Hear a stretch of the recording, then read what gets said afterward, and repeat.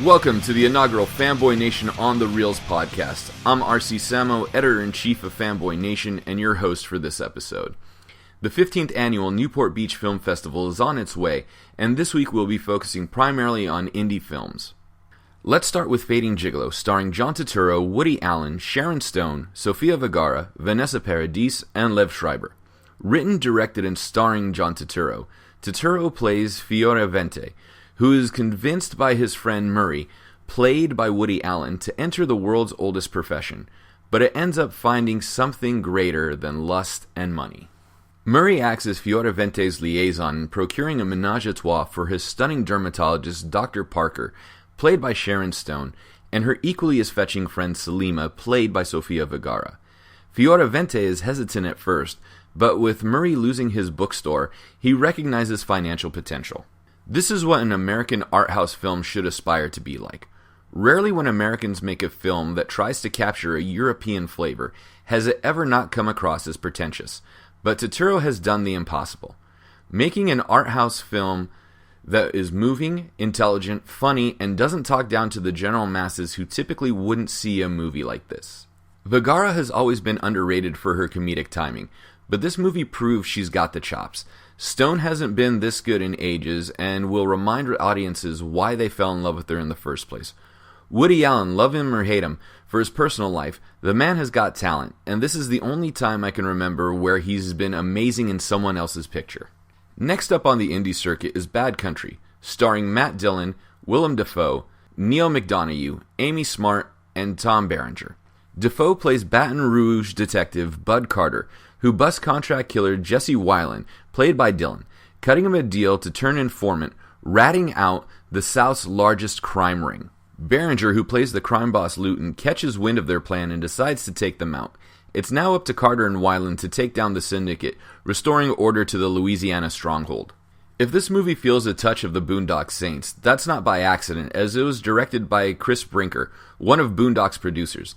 This is a traditional action movie which has seen a resurgence with films like The Expendables, Homefront, and Sabotage.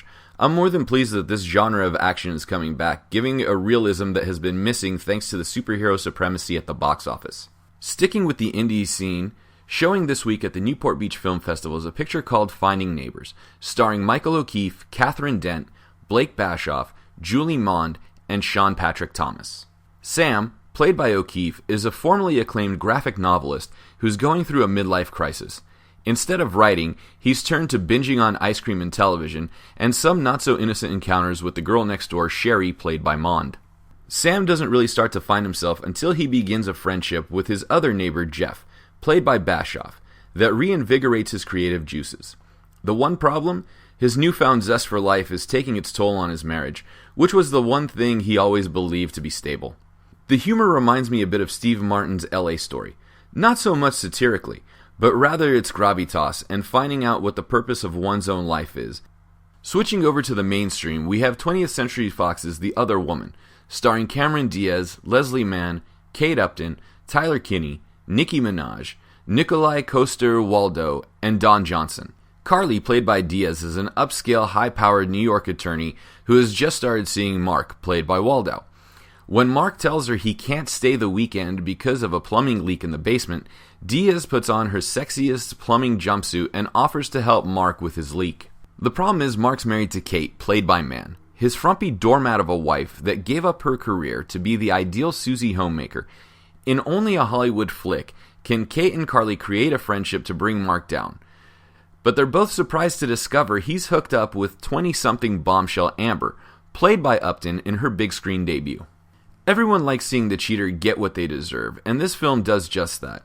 Although having Carly end up with Phil, played by Kinney, who's Kate's brother, and Amber ending up with Don Johnson's character Frank, who's Carly's father, this has turned into some very weird incestuous family.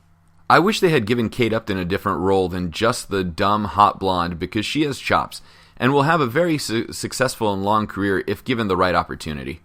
Switching our focus to documentaries, we find Next Goal Wins, which debuted last week at the Tribeca Film Festival in New York.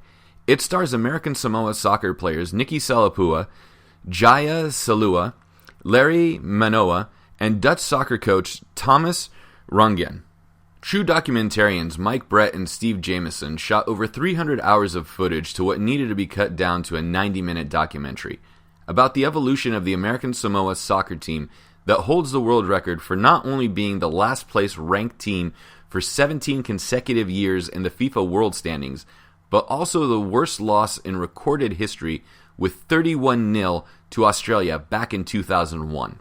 What Brett and Jameson were able to capture on film made me cry, and I almost never cry at movies. American Samoa's national team had part-time players, teenagers, yet a drive to continue to play even in the face of defeat, simply for the love of soccer. I spoke with goalie Selapua and Coach Rungan about how in just the 3.5 weeks he was there, the team turned around. Rungan, a self-professed atheist, even found a sense of spirituality in being in American Samoa, allowing him to relearn how to love the game. At one point during the filming, which unfortunately wasn't caught on camera, Jameson, as a filmmaker, put his equipment down and began singing the American Samoa national anthem as he felt this camaraderie with the team. One of the players featured in the documentary is Jaya Salua, a member of Samoa's third gender, which is a person who identifies with both being male and female. Truth be told, Jaya's primary identity is a soccer player, and that's at the heart of this film. Soccer is an unforgiving mistress and a nagging spouse that never lets you forget your mistakes. But Next Goal Wins transcends sports. It transcends nationality, religion, gender identification, or anything else that divides people. It unifies the team and the audience through fraternity, compassion, and a desire to excel. Bring your box of tissues for this one. Our next documentary is also playing at the Newport Beach Film Festival, and it's called American Wine Story, starring Pascal Brooks, Oregon's youngest wine owner, Mike Officer, a wine owner in Sonoma, California, and former quarterback Drew Bledsoe. Chronicling the growth of wine in America and touching upon European techniques that have been incorporated into the Western world's obsession with this favored drink. American Wine Story takes what is often mistaken as a snobby hobby and sheds the light on the obsession of wine and winemaking. Truthfully so, drinking wine is not just about the process or the taste or smell or the coating of the glass and what is fed to the masses. It's about the experience, who you were with, the emotions that are invoked. That hint of hazelnut that you find in that 1987 Merlot doesn't make it taste better. It triggers a memory from your youth, and that makes the experience all the more exciting.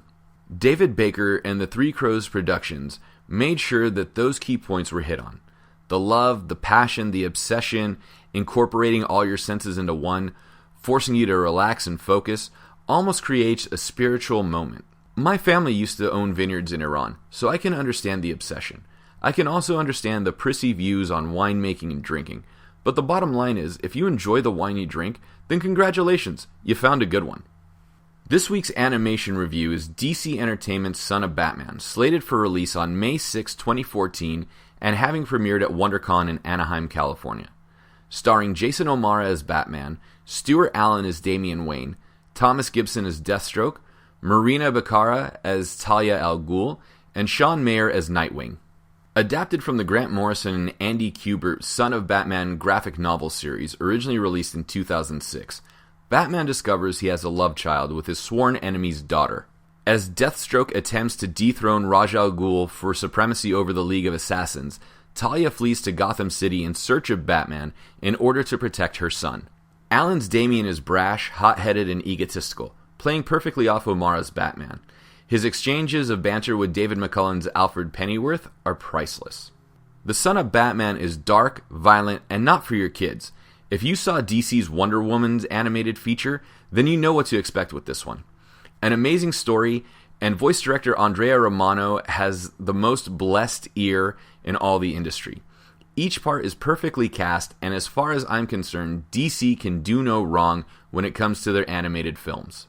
Next week, we'll be talking about Amazing Spider-Man 2, Sweden's We Are the Best, and several other indie films and documentaries as the Newport Beach Film Festival continues. Thank you for listening to Fanboy Nation's On the Reels demo. We hope you enjoyed it, and don't worry, there'll be a co-host coming soon.